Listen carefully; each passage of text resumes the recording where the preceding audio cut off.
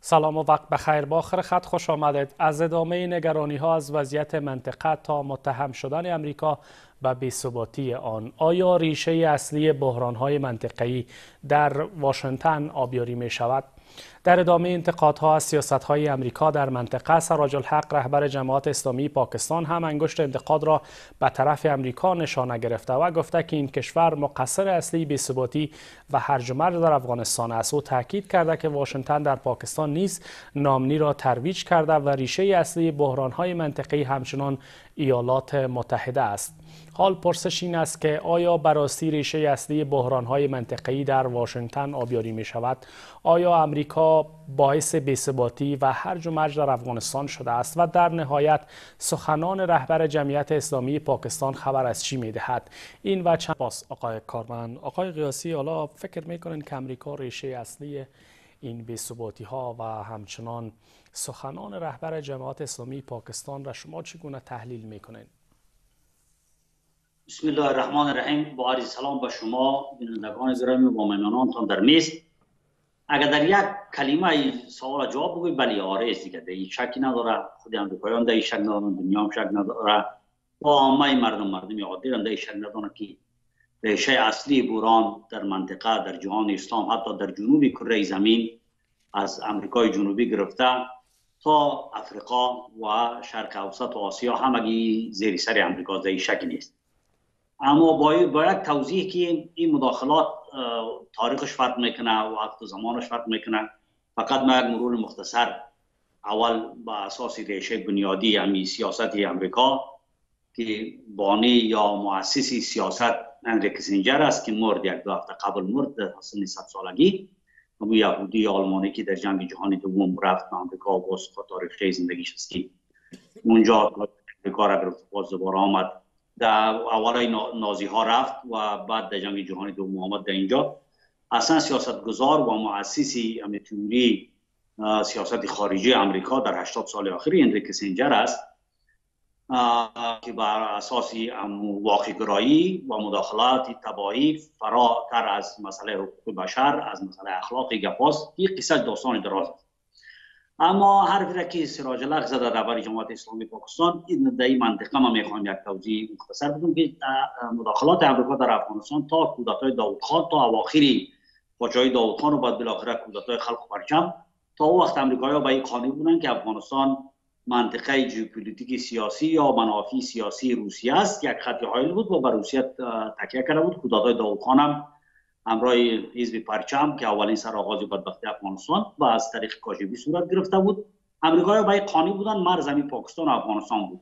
ولی پاکستانی‌ها در حیطه سیاست یا ژئوپلیتیک سیاست خارجی امریکا بودند و این از روز اولی که پاکستان جدا شد از هندوستان در سال 1947، بعد از او جنگی که میان بنگلادش و پاکستان شد، همین محرک جنگ، ممول جنگ، تحریک کننده جنگ دمو و خود کیسینجر بود و خودی امریکایی‌ها بودند که اون جنگ بسیار تباهی بار آورد با ضد شیخ مجیب الرحمن و بالاخره اگر اشتباه نکنم چند صد هزار نفر در جنگ کشته شد و نیروهای بنگلادشی شکست خوردند تا اینکه هندوستان مداخله کرد در جنگ، همکاری کرد با بنگلادش و بنگلادش مستقل شد.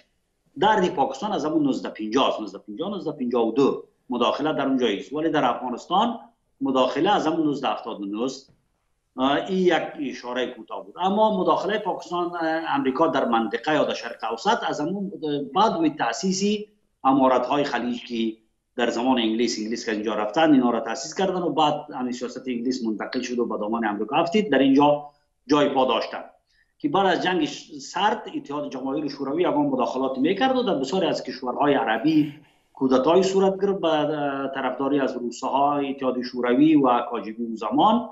در عراق، در لیبیا، در مصر توسط جمال ناصر، اینا کلشون متکی به اتحاد شوروی بودن که بعد هم دیگر در اثر همین زدوندهای جنگ سرد بعضی‌هاشون منتقل شدن مثل مصر واری با پکت غرب منتقل شدن و این خلاصه مداخلات از ایناست. ولی مداخله اصلی که فعلا دنیا از اون رنج میبره و منطقه از اون رنج میبره بعد از سال 2003 2001 اینا در افغانستان خیلی مستقیم اومدن.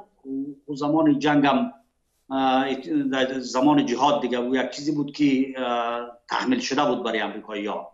جهاد افغانستان در وقتی آغاز شد، مبارزه در وقتی آغاز شد در افغانستان که این در زمان داوود خان رهبرای جهاد مثل اوستا سیاف و غلام محمد نیازی و اینا به زندان رفتن و مسئله امریکا و مداخله و چیزای از اونها نبود.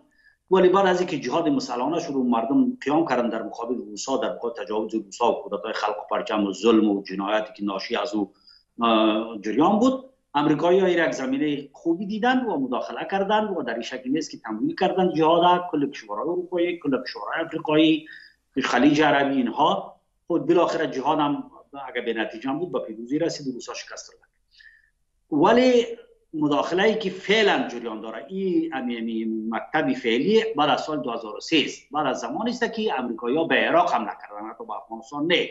در افغانستان که آمدن خوب یک قصه ناگهانی بود 11 سپتامبر گپ. بعد از 2003 ایتونی توسط رامسفلد و دیک چینی نوشته شد و این مداخله تا حال جریان داره با بسیار وضعیت فجیعش، اما فراتر از تمام شعارهایی که امریکایی‌ها میگن که حقوق بشر و حقوق زن و این گپ‌ها، اینا همش یک بهانه است. تمام تحولات و زدبندهایی که در منطقه است، در افغانستان است، در پاکستان است، در شرق اوسط است، دیگه فعلا در دست امریکا است. کاری که روسیه فقط یک کاری که روسیه عالی میکنه یگان مداخلات است که مثلا در سوریه کرد که موفق بودن، امو هژمونی غرب در جا کمی کنترل کردن و فعلا ترکیه را به حیث یک کشور بسیار قوی پا برسه وجود گذاشت، اینا کم کم مزاحمت میکنن برای امریکا. در غیر از او تمام سیاست‌ها فعلا زدبندها و واقعیت است که در زیر پای امریکاست و این بدبختی ما شما یعنی همون جاست ریشش.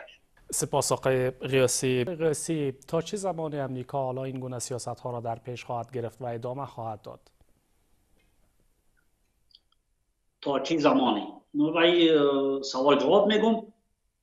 فقط برادر محترم را دعوت میکنم به خواندن کتاب حسن شرق، کرباسپوشان برهنه‌پای، خاطرات حسن شرق است که مشاور اعظم و دست اولی کودتای داوود خان هم آدم است.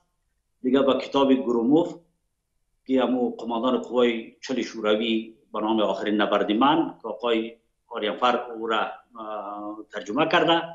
دیگه کتاب نبی عظیمی به نام اردو و سیاست و خاطرات خودی، بخشی از خاطرات خودی بابرک کارمل که در اردو و سیاست است. باز جفت میفهمن که کودتای داوود خان با همکاری پرچمیا و با مشوره روسا شده بود و علاوه از این بعد از اینکه داوود خان حاکمیت گرفت تمام تشکیلات، من ناماشان هم برای برادر میتونم نام برم، تمام تشکیلات ثانویه نظامی یک دقیقه باید تکمیل کنم. تمام تشکیلات ثانویه نظامی افغانستان 80% کابینه داوود خان کلیش پرچمیا بودن و قول مشهور داوود خان این بود که میگفتن اینا پرچمیاست. میگفت هر کسی که یک آدمی ترقی خواه در یک کشور است شما در پشت از یک لطه سرخ بسته میکنید. همین کلمه از زبان خود داوود خان است. این برادر را به یک متوجه میسازم که یک دانشی را مردم عوام و عادی را میرن میفهمند، محققین و پژوهشگرا خود دور بانه. خب تا چه زمانی امریکای سیاست ادامه میده؟ این سیاست فعلا امریکا ادامه میده. همین سمپل یا تدابیری را که کیسینجر پیر شده بود مرد و سیاست هم دور شده بود. خوب باز همی در روشنایی هم سیاست کیسینجر اینجا در بخش افغانستان و پاکستان خلیلزاد پیش میبره و هنوز هم خلیلزاد با اون که رسمی نیست ولی مشورهای از او دخیل است. این سیاست ادامه میده و به زعم امریکایی‌ها خصوصا دموکرات ها که فعلا در اداره حاکم هستند و تلاش میکنن که در آینده هم انتخابات ببرن و غالبا که نمیبرن ناکام میمونن در سال 2024. اینها به همین سیاست ادامه میدن. همین سیاست 42 میلیون دلار دادن به امارت و امارت در همین حالت یک کجدار و مریض که یعنی همین نگاه میکنن، قطعا تعامل میکنن و امارت از سقوط نمیدن، اجازه عملیات نظامی و جوش‌های نظامی را پذیر نمی‌کنند تا 2024 دا انتخابات امریکا تکمیل شود. این به این دلیل یکی انتخابات امریکا که اینا فعلا به می گفتن راضی هستند که اینمی سیاست ما که پیش میبریم و گویا امارت هم با ضد داعش در افغانستان مبارزه میکنه، سران داعش سرکوب کرده، یکی مردم دمشق اینجا اینا راضی هستند. از گپشان اینا پنهان هم نمیکنن. خود خلیلزاد و اداره امریکا حتی رئیس جمهور امریکا میگه که ببین سیاست ما در افغانستان چقدر موفق. این سیاست ادامه میدن تا 2024 آخر 2024. این به دلیل جنگ اوکراین است. جنگ اوکراین مسئله شاید در مثال نو در مثال پیش رو معلوم شود به نفع روسیه، چون به خاطر از اینکه جنگی در غزه و در شرق اوسط اونجا اتفاق افتاد، دامنه اون جنگ اگر جنگ هم خاموش شود در اونجا، تاثیرات اون جنگ تا 5 سال 10 سال دیگر ادامه پیدا میکنه و مردم غزه یک معجزه آفریدن. اما معادله را که در صلح ابراهام که او را ترامپ پیش بینی کرده بود، او را اونا برهم زدن، این از بین رفت، ذهنیت ها تغییر کرد و در این زمانی که روسیه را یعنی منافعش در این جنگ ها تامین میشود به خاطر از اینکه اونجا اوکراین بگیره، این معادله برهم خورد. برای خاطر قضیه افغانستان فعلا میمونه و این مداخلات میمانه.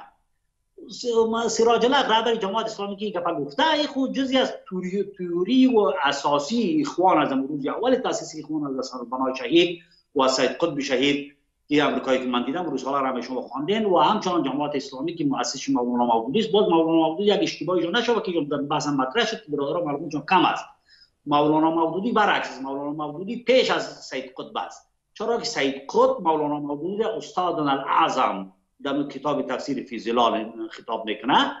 جماعت اسلامی فکرش با اخوان المسلمین یک تلاقی داره، یعنی اینا یک مکتب فکری هستند، اینا یک مکتب هستند، اینا مربوط به هیچ پکتی جاسوسی و CIA و غرب و شرق اینا نیستند. اینا یک مکتب سیاسی اسلامی هستند که برخواسته از اندیشه‌های سید جمال الدین و اندیشه‌های علامه اقبال و شریعتی و اینهاست. یک اشتباهیشون نشوه، اینا کدام جریان جاسوسی نیستن. اینا فکراً با وجود امریکا از روز اول مخالف هستند، همین جماعت اسلامی بنگلادش هم رهبرش رو اعدام شد در بنگلادش که دمو وقت دمو زمان به پاکستان همکاری میکرد. این نکته را که من اشاره میکنم در این خود شک نیست که سیاست فعلا ادامه پیدا میکنه. خیلی کوتاه آقای قیاسی نکته اگر خیلی کوتاه اشاره بکنید. تا به من اشاره میکنم که آلی پایه همین سیاست همکار امریکا در منطقه کیست. آلی جماعت اسلامی باید را پرسان کنه. همین گفت میگفت که کل فساد و بدبختی که در منطقه زیر پای امریکاست، ولی در منطقه ما زیر پای پاکستان است. این سیاست از طریق پاکستان امریکایی‌ها در منطقه عملی میکنند.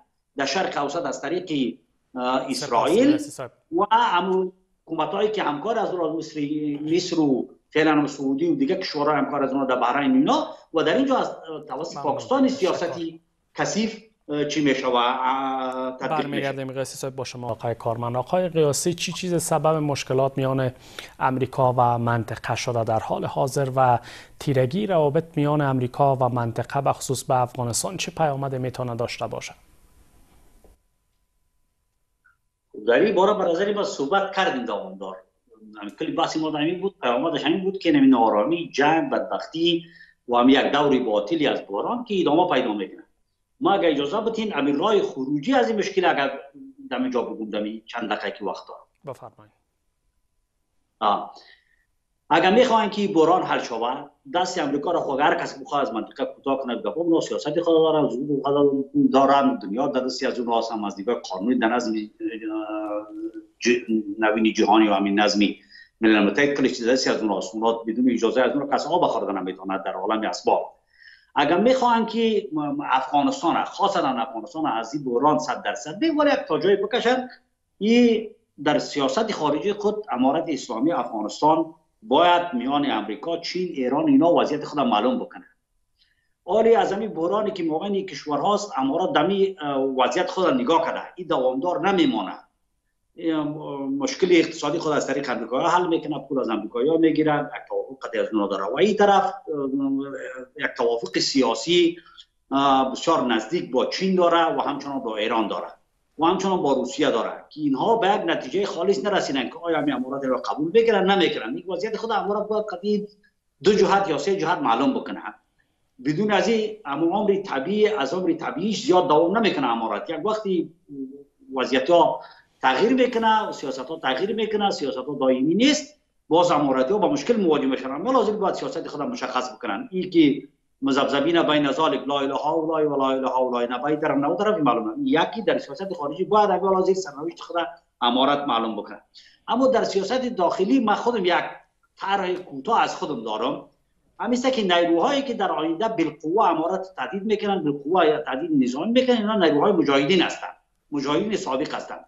ولی جالبش هم است که مجاهدین سابق هم حکومت اسلامی میخواه، امارات هم حکومت اسلامی میخواه، کلشون مسلمان هستند، کلشون نماز میخوانند، کلشون به اصول فقه حنفی ایمان دارن، با اصول دین و ایمان و با اصول ایمان و اصول اسلام و فقه حنفی ایمان دارن. یعنی همین نزدیکی تقارب عقیده از اینا 99.99% است. در هنگام مسائل جزئی اختلاف اینا کلشان عقیده سن هم مفکوره سن از یک مکتب از یک پایگاه برخواستن. اماراتی‌ها در سیاست داخلیشان اگه بتونن که یک توافق استراتژیک با مجاهدین بکنن، با همین نیروهای مجاهدین سابقه که مردم در خود در افغانستان خوش که بگویی که پاک و برادر که پیش حرکت دو قسم آدم پاک به مگه نشان بدین از معجزات است، هیچ کس پاک نیست. اگر اماراتی‌ها بتونن که با مجاهدین مثلا با اوساسایا، با عطا، با خلیلی، با محقق، با صلاح الدین، با احمدی مسعود، با اینا به توافق استراتژیک برسن که اینا قناعتشان حاصل شود که ما در این کشور رأی داریم، نظر داریم، بیاین مشترک حکومت بکنیم. من سابق در جنگ‌های دوره اول طالبان در پخبار میگم طرح شده بود. عامر سید مسعود هم در وقتی پیش از اون رفتیم مسائل مطرح کرده بودن. اگر طالبان با این نیروهای مجاهدین با توافق استراتژیک برسن، هیچ چیز دیگه اینا رو تهدید نمیکنه. نه نیروهای سکولار، نه نیروهای چپی سابقه، اینا دیگه نیروی زمینی ندارن، مردم ندارن، اینا جنگیدن نمیتونن، اینا او توان و استعداد جنگ و مداخله و امو تحور و شجاعتشان ندارن در داخل. تنها مجاهدین هستن که کارا میکنن. در سیاست داخلی اگر بتونن به استراتژی هم مجاهدین باید یک چیزی کوتاه بیاره، هم امارات، اینا مشترکاً میتونن در افغانستان حکومت کنن، حکومت دوامدار با مسئله یک حکومت قومی قانون اساسی بسازن که با خارج مداخلات آمریکا میتونه که ملل متحد گپ ناظر و سرپرست باشه. 100% نه، تا جایی میتونن که همین بحران فروکش کنن. تشکر ریاسی صاحب، ممنون. سپاس. بحث را جمع‌بندی میکنیم. سادات صاحب بفرمایید. یک نکته هم اجازه است، در غیر از این اگر مجاهدین و امارات کار نکرد، اینمی نیروهای سکولاری که هر روز فهم میگیرن از اروپا، از امریکا به نام پایان اسلامیسم، در دوشنبه در اتریش در اینجا جلسه دایر میکنن، باز این نیروها پس دوباره 5 سال 10 سال بعد باز قوت میگیرن، میان باز 2001 باری باز در اون صورت نه مجاهدین میباشن نه طالبان میباشن. تشکر. اینم یک خطر بود. ریاسی ممنون. ریاسی صاحب، شما چه تحلیل دارین راه بیرون رفته؟ نظری محموز در سیاست خارجی گفتم، در سیاست داخلی یعنی برادرم اشاره کرد که باید رأی مردم، اگر مردم افغانستان امروز هم رأی گیری شود و هم یک فضای آزاد شود، در اونجا دو نیرو در افغانستان رأی میبرن، 90% رأی میبرن، طالبان و مجاهدین سابق. من را با گارانتی گفتم میتونم هیچ نیروی مردمی دیگه غیر از این دو گروه نیست. تمام احزاب جهادی سابقه با تمام مشکلاتی که دارن، اینا برای سوختن نیستن، اینا آینده رنگ و تحول بیاد سر پای اینا.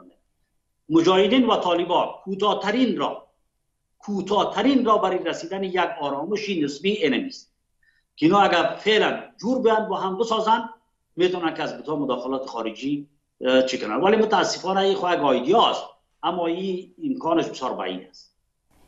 تشکر از مهمانانم در این بحث. آقایان هر یک، صمد کارمند، نویسنده و پژوهشگر، محمد میرویس قیاسی دیپلمات پیشین و سید قریب الله سادات آگاه مسائل سیاسی، از حضورتان به برنامه و از شما بیننده ها نیز سپاس تا این دم برنامه را بیننده بودین.